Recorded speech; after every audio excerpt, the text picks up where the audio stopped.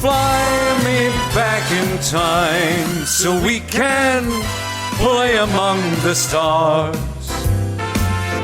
Come and see what war was like before the coming of Sigmar. In other words, here they are. In other words, that old world charm. G'day, my lovelies, and welcome to another wonderful episode of That Old World Charm. I believe this is technically in recording order episode 64, but it's most likely coming out titled as episode 63, as we were going to be punching this one out and trying to get it out along with the release of the Grand Bastion, which is the Arcane Journal we'll be reviewing on today's show. I'm joined by the full triumvirate of the Charmed ones. Hello, Peter. Hello, Danny. Hello. You have to do that voice for the rest of the episode now. I'm sorry. Yeah. No. Oh, no. You really made a mistake there, bud. Oh, no. Rookie error. Anyway, we are here to review the Grand Bastion, of course, Arcane Journal. Of course, this is a two-part podcast, of course. I'm going to say, of course, a couple more times. You can come over to That Old World Charm over on Patreon and get the full part 2 of this. We're going to be talking a lot more about the list construction that's coming from here, the ever-evolving landscape of Cathay, post-FAQ, and now with a bunch of new units added, in addition to the matchup, because Peter is well and truly deep into the tank on a bunch of matchups with the new rules and the new units. Before we jump in, boys, let's get hot takes on this Arcane Journal, starting with Danny. Well, it is technically an Arcane Journal in that it contains new rules for the game Old World. But I feel like it's a little thin. But cool new concepts. I like that they're adding some shaft to Cathay and some interesting new ways to play the army. Beautifully said. Peter? Yeah, I agree. I mean, it's very clear that either GW was didn't have the full model set ready when they put this out, or they were trying to spread things out to get the most mileage out of the new army, because there's no reason we should have 3 Arcane Journals when the last 2 of them were half of one each. This Arcane Journal feels and even the way it's written seems like it should have just been part and parcel with Dawn of the Storm Dragon, and then they made some last minute modifications to flesh both of them out slightly. Now, the fall of the Grand Bastion. This is set before the expeditionary force of Cathay arrives in our old world, right? This is a precursor and giving us the reasonings why Cathay has come, to the Empire, so to speak, and their reasonings behind that and why they're actually involved in our narrative at all. And so it really feels like this is ass backwards, and we should have got this one, then the Storm Dragon. But because they were releasing what they were releasing when they were releasing it, we got Storm Dragon and this one. And you're absolutely right. These two feel like they should have been one Arcane Journal, which would have justified its existence a lot more. And now we feel like we've got 2 weak source Arcane Journals. But mind you, members of this podcast are very happy to have more stuff to review and more episodes to do just reviewing rules. So we're not unhappy about it. It just seems a little silly. But jumping into the review, we're going to be starting off with the revamped Grand Army composition list. And no one's better to speak to this and the changes than Peter. Go ahead, brother. Yeah, I've been playing a lot with this new book here for the last, I don't know, however long we've had it. And there have been a number of changes to Cathay in the Grand Army composition list. First off, we've got additions of all the new units. In our character slot for the Grand Army, we now have added Astromancers, the new level 1, level 2 wizard, which you can take as many of as you can fit. And the Supreme Astromancer has been added as a 1 per 1,000 points. Additionally, at character, Gate Masters have gone from being an unlimited option to joining Shug Lords and Magistrates, as well as the Astromancer in that 1 per 1K slot. This is a bit of a nerf.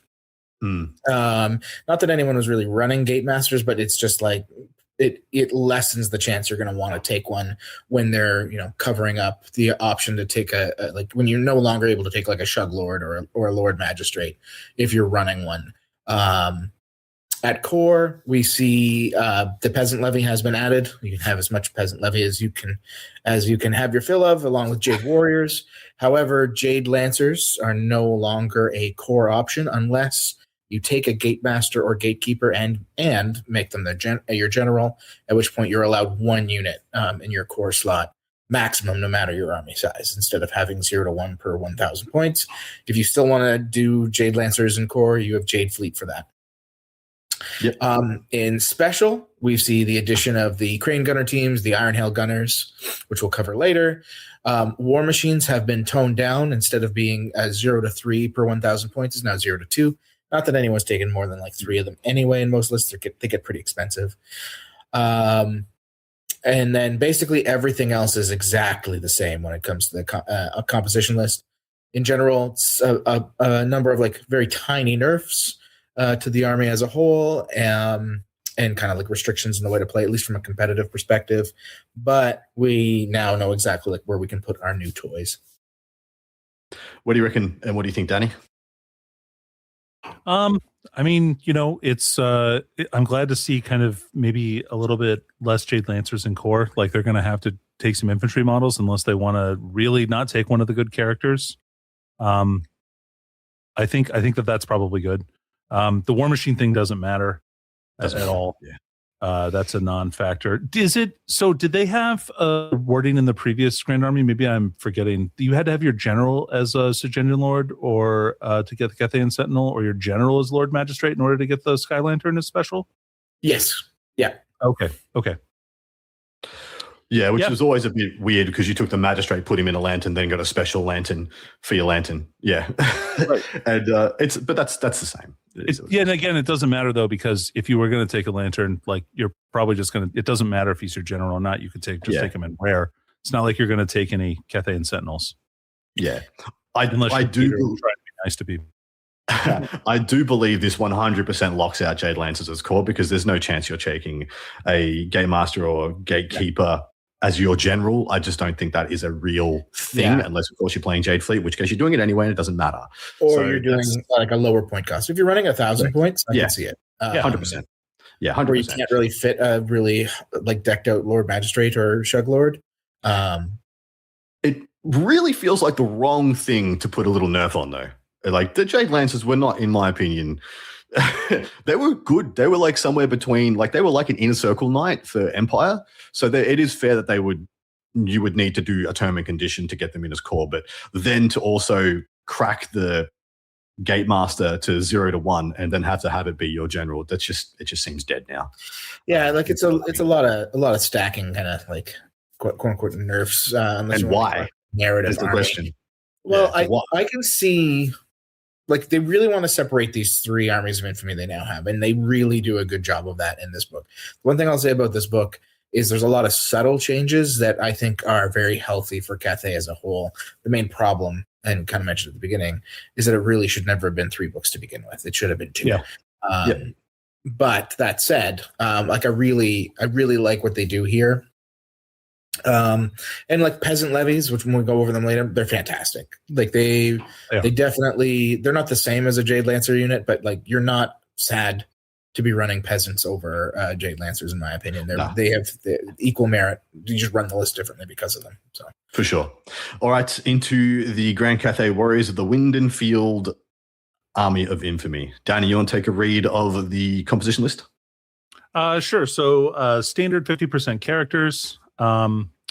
You can take 0 to 1 Lord Magistrate, Gate Master, or Supreme Astromaster per 1,000 points, or Shugenjins, Gatekeepers, Strategists, and Astromancers as your heart desires. Core, you have to take at least 1 unit of Peasants, and you can take as many Iron Hail Gunners as you want, as well as you can get 0 to 1 unit of Jade Warriors per 1,000 points, no other restrictions. And then you have to take 25% minimum core, 50% special, which includes Jade Warriors, Crane Gunner teams, and Sky Lanterns with no restriction on that. You can take a lot of lanterns, and 0 to 2 War Machines per 1,000 points, just like the normal list, and 0 to 1 units of Jade Lancers can be taken as special. And then otherwise rare is Jade Lancers and Cathay and Sentinels. There are no allies available for this, There are mercenaries, so you get 20% mercenaries, just like you standard would, with the exception, like the very specifically mentioned caveat that they can take the Badland Ogles as mercenaries. Same units, same models can be a battle standard bearer as the normal army, and magic items are the same. And they get some pretty neat. You get 4 special rules. Yeah, a good sway, and I got to say, very good sway. The special rules are exceptional. But Peter, what do you think of this AJ composition list? I like it. Like I kind of mentioned, like this is how they're separating like church and state in Cathay. Jade Fleet is your elite army, right? You get access to Miao Ying, you get access to all your big magical toys, but you don't get the lowborn shit. You don't get the really cheapest chips units. Grand Army, you can take everything you want, but there's a bunch of restrictions on how you can run them. And then this Army of Infamy, this is your lowborn list, right? It's meant to reflect all the folk they had to conscript to deal with chaos when they invaded. So you don't get any Shugengen Lords. You don't get access to Miao Ying or any other Cathayan dragons when they ever come out. Yep. You're really limited on taking Lancers. You don't get the option to take a Sentinel, which is fine because they're garbage. But you get 1+ on Peasants, which especially in like GW match play is incredible because like you literally can take infinite Peasants, right? You're not locked to the maximum of 4 core choices. You can take 30 10-man peasant units. Yeah. So like that can lead to some pretty powerful stuff. So I really like it. I like what they're doing here. Lanterns and special is also great, especially if you're in any kind of meta that's using like that GW standard, because now it gives you the option to take an extra lantern. And when we go over the special rules, it's almost imperative. Like if you're not being comped, you want to run as many lanterns as possible in this list, not just because they're good, but because they are even better in. And there's the rub. So one thing doesn't make sense to me about the construction here. How do all the lowborn peasants just have shitloads of lanterns? Like, how are they affording just like a fleet? You gotta read the lore, Adam. You gotta read the lore. No, there's no law that can justify there. this. No, my headcanon does not agree. Anyway, it takes a long time to like educate someone to the level of Shugengen Lord, Adam. Look, you also have to get like a great grandson of a dragon. It takes 20 minutes to make a paper balloon and float it in the air with a candle. I'm just saying, like, I think that these guys do it. They just have a higher level of technology. Like, have you guys watched Rapunzel, Tangled? There's like 1 million of those lanterns in that movie. I'm not here for your justification. Look at the apologist. Look at the victim blamer, Peter, right here. Anyway, the Warriors of the Wind and Field special rules consist of thus. Discipline of the Dragon. Here's, oh boy, okay. Once per game during your command subphase of your turn, unless it is engaged in combat, each Sky Lantern in your army may attempt to enact one of the following grand strategies by making a leadership test. If the test is passed, until your next start of turn subphase, all friendly Cathayan units that are currently within 12 of that Sky Lantern are affected by the chosen strategy. The first one is Defiance of the Dragon. Whilst this grand strategy is in effect, affected units gain Stubborn. If they already had Stubborn, they become unbreakable. Strength of the Everlasting Empire. Whilst this grand strategy is in effect, affected units whose troop type is infantry or cavalry cannot be wounded on a 2, regardless of strength. And then the last one is Fury of the Falling Blade. While this grand strategy is in effect, units whose troop type is regular infantry only gain a +1 modifier to their movement characteristic and may reroll charge, flee, and pursue rolls. And oh boy. So at the start of once per game, at the start of each of your turns, your balloons can just bubble out a 12-inch aura of something pretty good that you get to choose turn by turn. And this is like, why? Put it on a why? Correct. Continue. We need to in practice, having run this thing like half a dozen times, it's fine. It's not broken. You never use Fury of the Falling Blade. I think I used it once in 6 games. You just don't use it. It's garbage. You're using it on peasants or Jade Warriors and like whatever. Like if you're using that, it's just to like ensure that the unit you've got down to like 5 models you'll actually run down. Because otherwise like it just never gets played. Strength of the Everlasting Empire, pretty decent into really like elite lists. But once again, you're only protecting your infantry and your cavalry units, and you're probably not taking any cavalry units in this army. So you're saving 4-point models most of the time. Occasionally, it'll keep a cannon from sniping a character, but like it's very rare. So it's a good ability to have. And then lastly, in the big one, like Defiance of the Dragon, right? Giving like your whole army stubborn, and if they already have stubborn unbreakable, this is like where you can get off some really good combos. But even then, it's very situational. So you need like 4 lanterns in your list in order to really pull off like a really good Defiance of the Dragon turn, where you can potentially have this giant bubble of unbreakable for all your peasants and stuff. And even then, like you can fail that leadership test because you don't have veteran or anything like that. So Yeah. How big is the base for the lantern? it's massive. Like the bubble is actually quite huge. I mean, I'm thinking like it's 24 inches wide plus whatever the base size is. It's a quarter. It's almost a quarter of the table. Is essentially. Yeah. So if you have 2 lanterns together, or with only like a minimum of overlap, you can like about a third of the table you can probably cover with at least stubborn, and then if you can get both lanterns to trigger the leadership test, unbreakable on like everything, including the lanterns. And that like it is very strong, but it's like 1 turn of it, maybe 2 if you're lucky and you pass all 4 leadership tests. And it's rare you're going to see more than 4 lanterns in a list, even if you're like allowed to go all the way, right? So my issue with this is not that I think the rules are good. I actually think the rules are very good. My issue is the optics of incentivizing lanterns. Once again, once you've just tried to disincentivize lanterns, it just seems asinine to me. Why it's the levies and peasantry detachment. Do something more with that unit, not incentivizing not taking that unit and taking something else. And so that's why I have a problem with this. It just seems, and the justification in my mind is that this was likely written some time ago, probably before they knew lanterns were busto.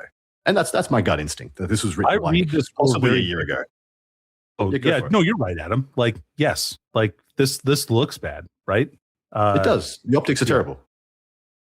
I guess I'm reading this rule differently than you, Peter. You think it's once per game all the lanterns get to do it, and not just once per game each lantern gets to do it? Yeah. So because otherwise it's a little weird. It does. It gets funky. So tell us tell us why it's different. Okay, 1 second, guys. Sorry. Okay.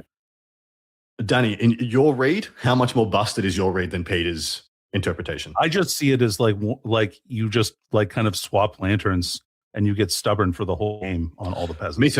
Me too. Once per game during the command subphase of your turn, unless it is engaged in combat, each sky lantern in your army may attempt to enact one of the following grand strategies by making a leadership test. If it's passed until your start next turn subphase, all friendly Cathayan units that are currently in 12 of that Sky Lantern, which makes me think it's Sky Lantern by Sky Lantern individually. Yes, that's just just grammatically that's what their intent here is, and also like where that, and it gets me weird because of where that comma's placed. I do see your reading, Danny, and that's how I originally read it. But yeah, the way it's meant to be, it seems to be pretty clear that it's like once per game, each lantern can trigger that effect. You can do it turn over turn. So you're saying all my lanterns are going to try Defiance of the Dragon this turn, and then I do the leadership test to see if it pops off? No, yeah? I'm saying like one lantern gets the ability every turn. Yeah. Well, you can do more than one. Like you can say like I'm going to leadership test this guy, and this guy, and try to get. Okay. Yeah. Well, then we're talking about the same thing. Sorry, you were talking about like them all popping it and making it like one. No. So what I was trying to say was like, in my opinion, like you can pull off a thing where you say, okay, this lantern's going to use Defiance of the Dragon, and then I'm going to use it again on this lantern. So you have 2 lanterns, trigger it in the same turn. Each with their own leadership test. And then one will give stubborn, the next one gives unbreakable, right? Because you've now given everything stubborn. So, but you can only do each one per lantern once, yeah? Exactly. Correct. Yeah, that's my read as well. All right, next special rule, Warriors of the Field. Units of Peasant Levy do not become disrupted by difficult or dangerous terrain. In addition, 0 to 1 units of Peasant Levy per 1,000 points may have the move through cover special rule for 20 points. Is this worth anything? The first part is amazing. The second part is great. Yeah. Like, well, the good thing is you just don't pay the 20 points. Don't bother. Yeah. Yeah, like if you're running like an absolutely insane sized unit of Peasant Levy, like 60 or 70 plus, maybe you want to pay the 20 points. I'm not sure it's worth it otherwise. But that do not be disrupted by difficult or dangerous terrain is actually like situationally very powerful. You can pull off some really interesting combats with it, right? You can hide like halfway into a forest and force like really elite units or even like opposing hordes to come at you, and it's basically like a 6-point combat res swing because they lose their ranks and you don't by being in that forest. So wonderful. All right, Danny, what's the next rule? The next rule we have is Warriors of the Land. When a unit of peasant levy falls back in good order, it may choose which dice to discard when making its flee roll rather than automatically discarding the lowest result. I like this. So yeah, that's awesome. That kind of synergizes very well with Defiance of the Dragon, right? Yeah, massively. So this is like your way of cool. You're playing a defensive game, staying in your DZ for most of it. You get pushed back on a big unit, push back on a big unit. You can just save yourself from going off the table for a turn or two. It's pretty good. It also like keeps you from bouncing through units at times, so you don't get chained super out of position. It locks you. It locks you into it. Like improves the odds as well of keeping a unit where you want to be to get off a counter flank charge or things like that as well. So there's a lot of benefits to this. All right, Pete, you got the last rule. Warriors of the Wind. 0 to 1 units of peasant levy per 1,000 points may have the reserve move and scout special rules for 2 points per model. Sick. Come on. That's really good. It's really good. I don't like. It's expensive on a 4-point model to pay for 2 extra points for rules, but they're very strong rules. So. Yeah. But those on a 6-point model, Peter, are insane. Yeah, dude. Like the reason why I'm saying it is like in practice, having like tried it, it's often not worth it, unfortunately, because it's like I could also just like take a bunch more guys. Is what ends up happening when you're like I'm adding 50% to the point cost of this unit. But that said, like you can do some real jank things. And in the like one game I got in with this before we got the FAQ, it was real silly. Using reserve move and ambush together on the same unit with stacking lanterns. Yep. Before, when lanterns stacked your ambush plus minus roll, you could basically keep like 2 50-man peasant squads off the board until turn 5, guaranteed. And then they come on and move 8 inches. So you're like grabbing all the objectives, controlling domination, and you're just like, come at me, bro. And then also you're popping your lantern unbreakable. So like they're unbreakable for that turn. It gets real funky.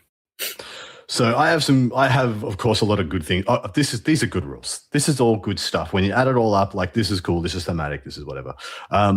I think it's just a missed opportunity to give a rule to either of the other 2 new units. I agree. The gunners, the crane gunners and the iron hail gunners. They get absolutely 0 out of this, whereas they buffed lanterns again and gave 3 rules to peasant levy. I'm like, you couldn't have just like given 1 to one of the other units. And I feel like this is, whilst very good, is a bit of a miss.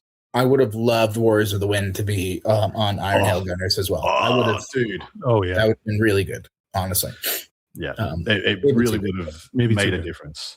Yeah, as it says right now, like in this Army of Infamy, my God, peasant levy just have every rule. They just every rule, man. And that's why generally the list is like 100 and some odd peasant levy, maybe 20 Jade Warriors, but you probably don't. And then characters. And lanterns. It's like as many lanterns and characters on lanterns or Shigengan generals as I can. 500 points of peasant levy, and then 3 sky lanterns and we ball. That's it. All right, into the new units. Danny, tell us about the Astromancers. Okay, so Astromancers of the Celestial Court come in 2 varieties. You have the Supreme and the Regular. They have standard human stats in that they are 3s across the board, mostly. So weapon skill, ballistic skill, strength, toughness. The Supreme Astromancer has 3 wounds, initiative 3, 2 attacks. They're both leadership 8. The normal Astromancer has 2 wounds and 1 attack. And they come in at 125 and 65 points, respectively. You'll note here too, this is kind of different. Like if you look at these compared to like an Empire Wizard or something like that, these guys don't have toughness 4, especially in the Wizard Lord, or weapon skill 4, which are both kind of significant differences. So the Supreme Astromancer starts as a level 3. The normal Astromancer is a level 1. They can take battle magic, elementalism, high magic, or illusion. A pretty good selection of spell lores. Each of them has to take either Lore of Yin or Lore of Yang for free. You can buy them a horse for 16 points. They can both buy an extra wizard level for 30 points, and the Supreme gets 100 points of magic items. The regular gets 50. And they have the magical attacks, magic resistance 1, and mastery of the elemental winds special rules. Do you want me to talk about mastery of the elemental winds? Has it changed from the regular Cathay release? Oh, I thought this was... No, okay, it's the same then. It's just a rewriting of the same thing, where yin and yang gives you different buffs and range. And the Cathay horse... It's the thing that gives them +1 to cast if they're within 6 inches of another one with a special rule. It's the buddy up one. It's the pseudo light cancel in a rule. The one that they previewed on GW, you can read it on there if you'd like as well. Okay. Yeah. They're just pretty much an Empire Wizard, right? Yeah. They're actually 5 points cheaper than an Empire Wizard of the same. Slightly worse stat line, but you're basically the same otherwise. Right? Exactly. Oh, man. It doesn't matter. Yeah. Do you think they have a better spell lore selection? I don't know. Demonology is pretty good. I think they do in general, but like I would have loved to have had Demonology as an option for Cathay. This is the same spell lore selection that like Shigengan has, right? Those four. So it's still very good, and like it's the only problem with Astromancers is like they're fighting for slots with like already incredible characters. Because these guys are like something that Cathay was missing for sure.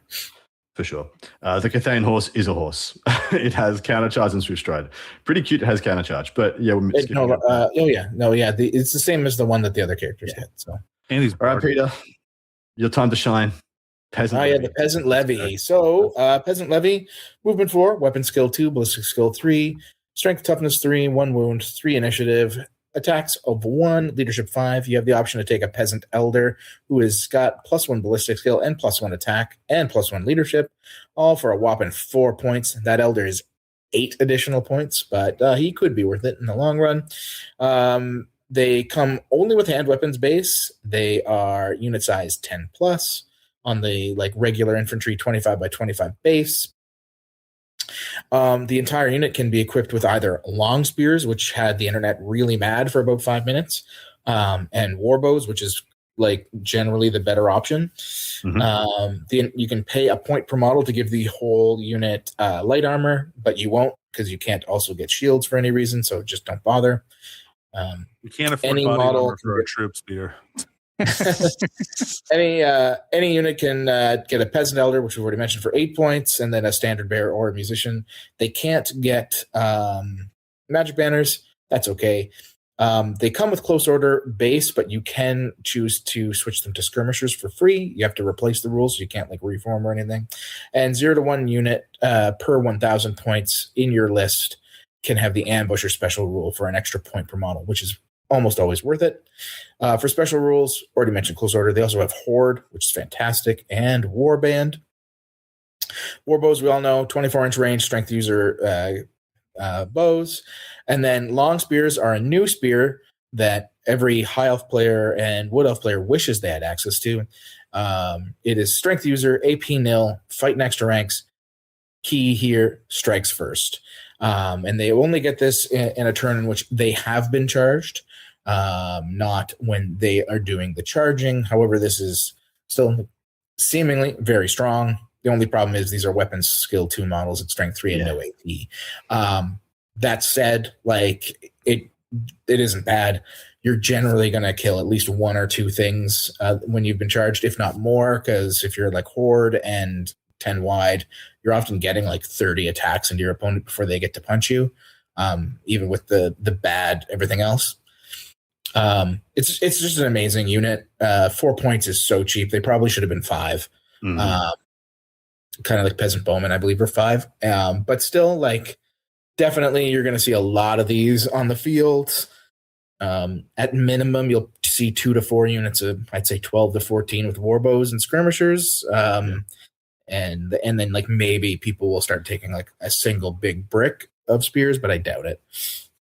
So just to add it up, what you get on that 4-point model: can't be disrupted by difficult or dangerous terrain. Get to decide which dice they take for flee rolls instead of automatically discarding. Get to pick your poison, and then 0 per 1 per 1,000. So up to 2 units, and of course these could be the 2 units you put ambush on as well. Get reserve move and scout. So you can have reserve moving, ambushing, scouty boys. No, you wouldn't necessarily use scout if you can ambush them, but you could have 2 with scout. You could have 2 with ambush. You could be a very dynamic little force there of annoying little pricks. And I think these are just adding up the rules and the flexibility for a 4-point model, which can go to like a usually will end up as a 6-point model. I think they are an amazing chassis to slap rules on and do a bunch of stuff with. Mm-hmm.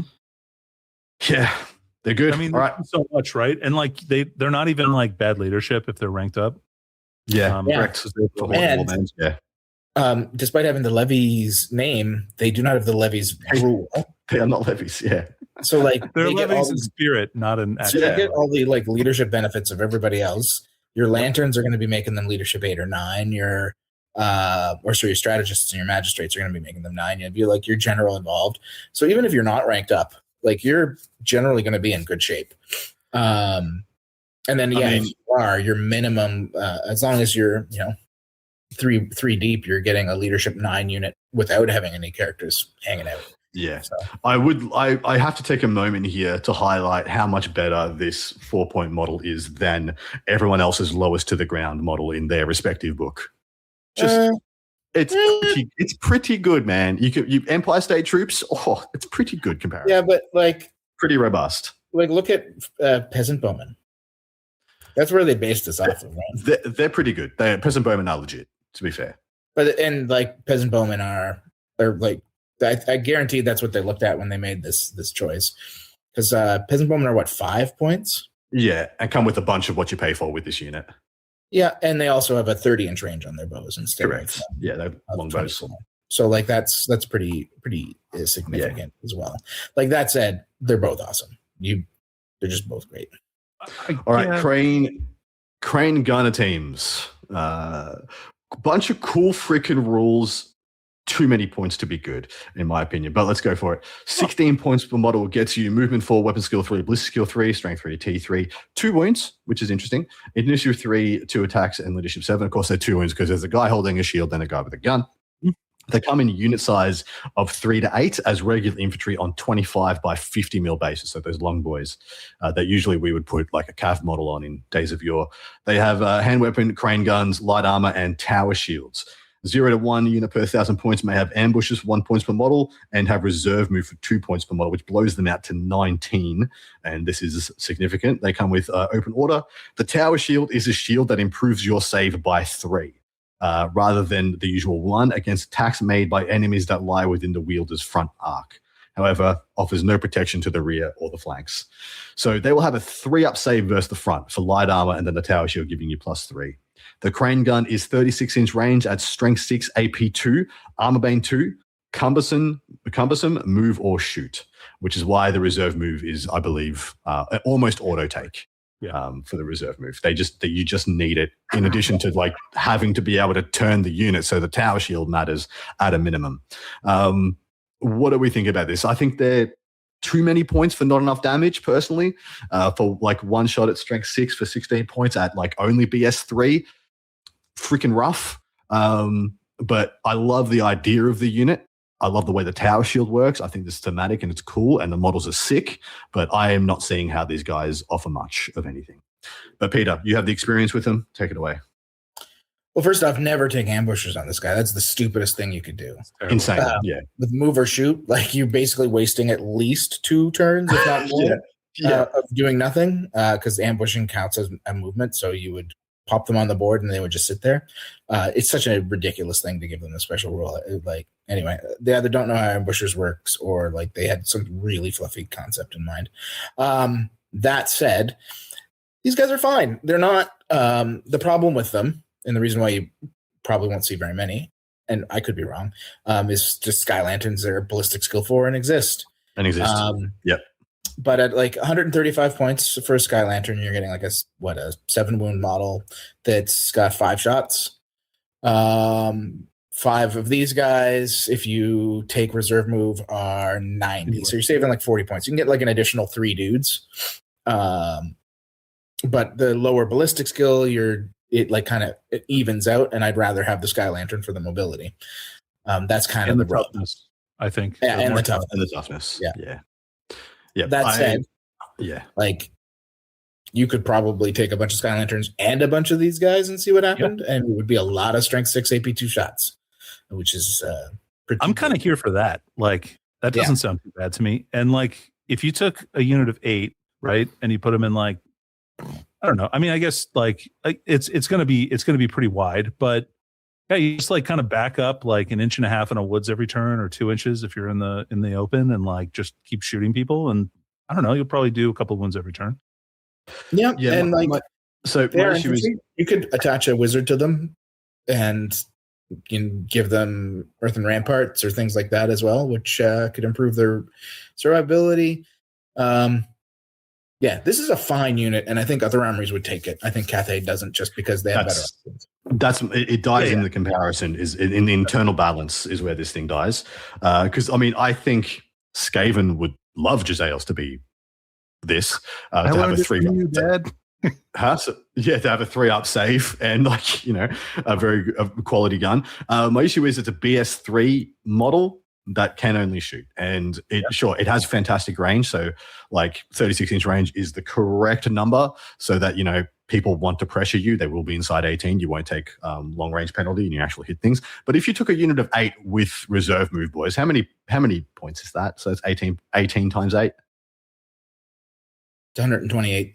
Yeah, 128. If the opponent stays outside 18 inches of your unit, you are getting an average of 2 to 3 hits a turn out of this squad, which is going to result in, you know, 1 to 2 failed, like probably 1 failed wound, even if they're wounding on 2s. So you're going to put 2 wounds on something with AP2, 50% chance one of those is a 6, and you have an AP4. So you're pretty much getting like 1 wound on a thing. Maybe you're popping 1 Chaos Knight a turn with your 100 and your whatever point unit.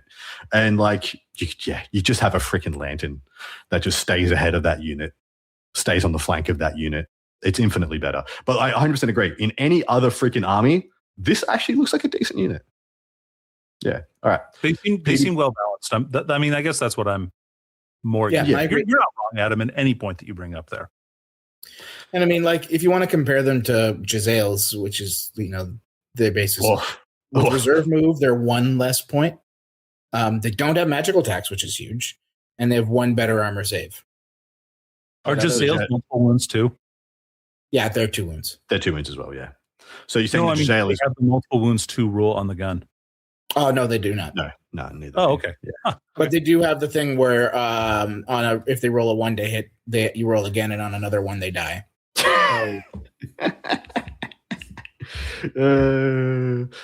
Yeah, fair. All right, Peter. Iron Hail Gunners.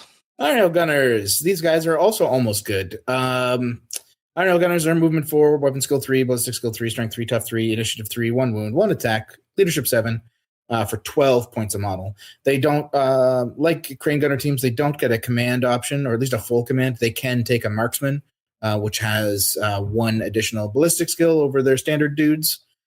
They come with hand weapons and iron hail guns, as well as they have light armor. Their unit size is 4 to 12. You can pay an extra 2 points per model for gunpowder bombs. I'm not sure why you would do that, but some people are crazy. Any unit may... Okay, and their special rules are open order and skirmishers, which is wonderful.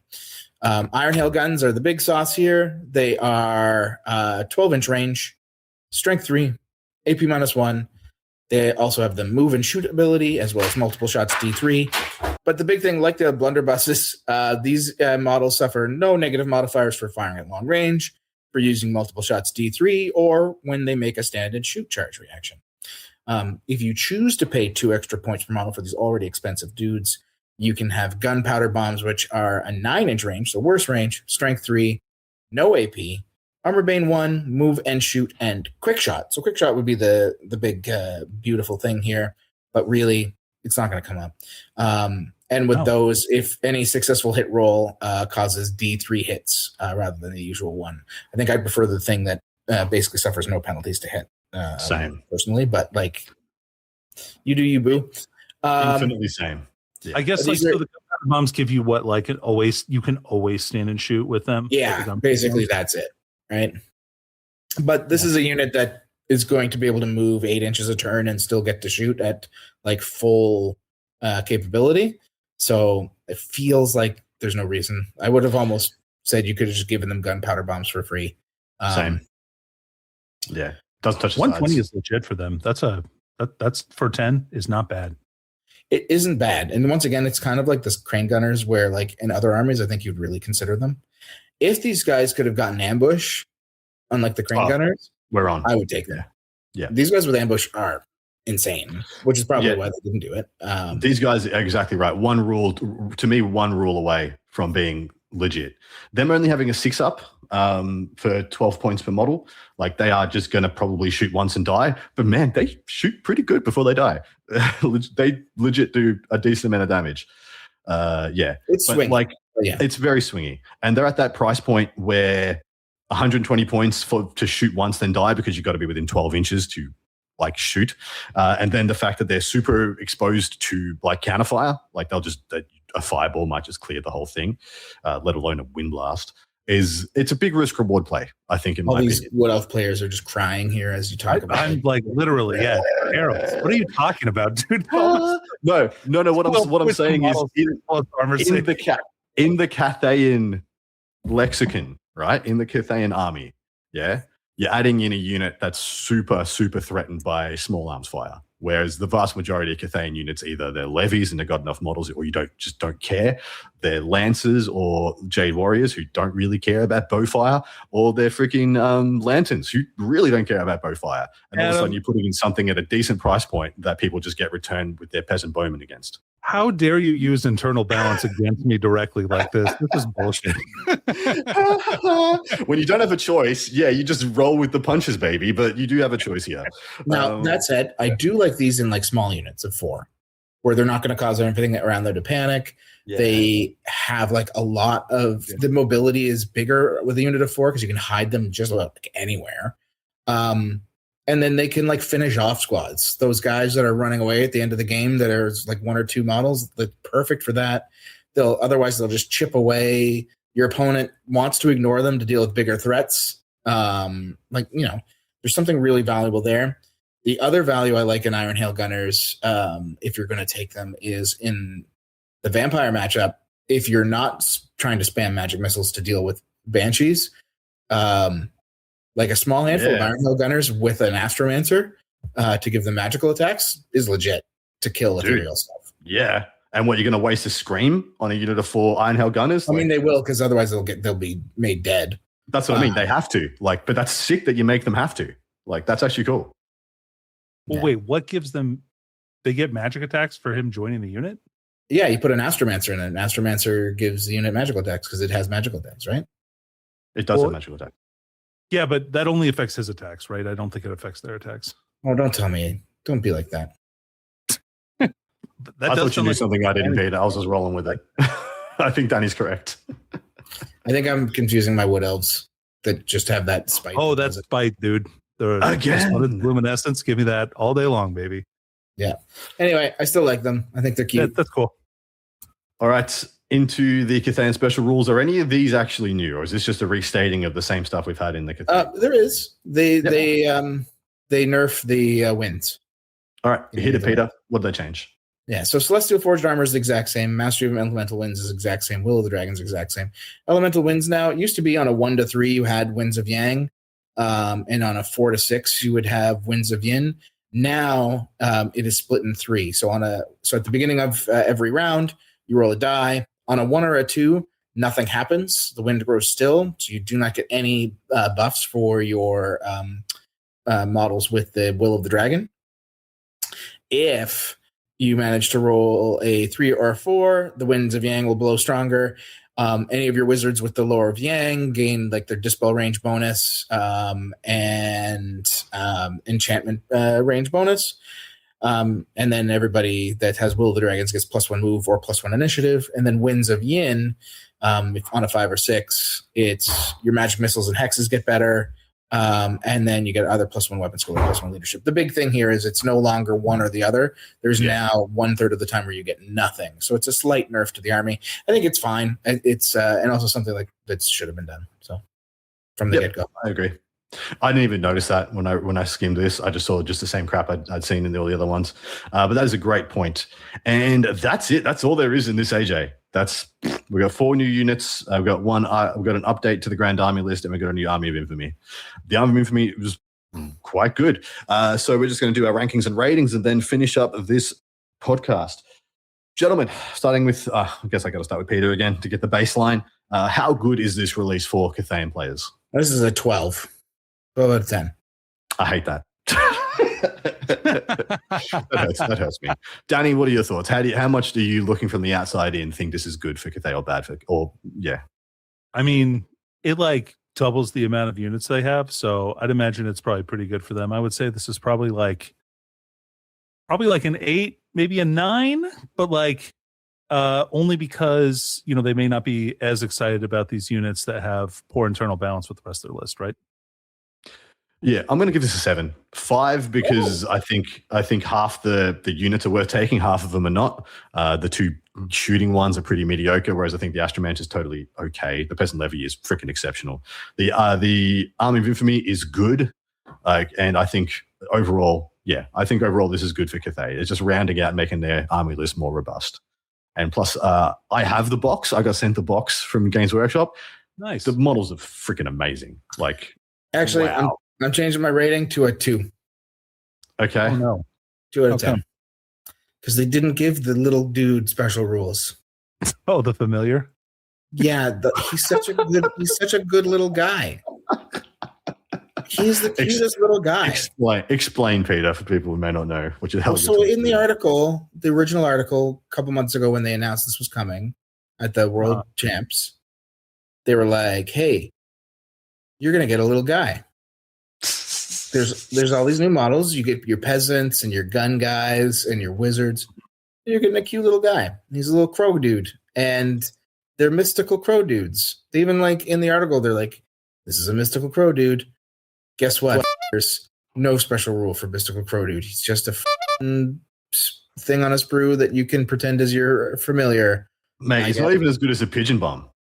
Not even that. Like, you can't take familiars in Cathay, so like it's doubly sad. So you just have the model is cool. He's like a baby Skeksis. He's a Kenku. He's like a little Kenku from Dungeons and Dragons. He's so cute. Like definitely kinky. Yeah.